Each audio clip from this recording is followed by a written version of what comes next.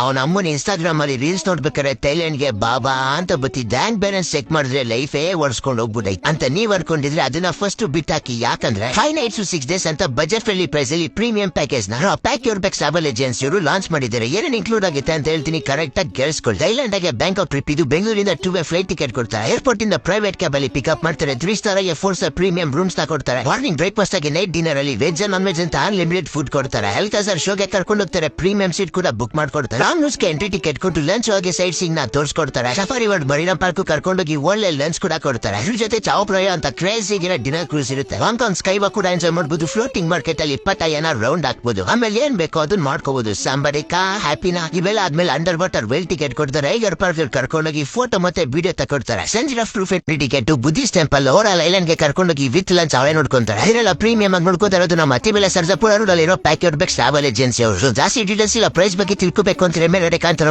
ಕಾಲ್ ಮಾಡಿ ಹಂಗೆ ನಮ್ಮ ಪೇಜ್ ನ ಫಾಲೋ ಮಾಡ್ರೆ.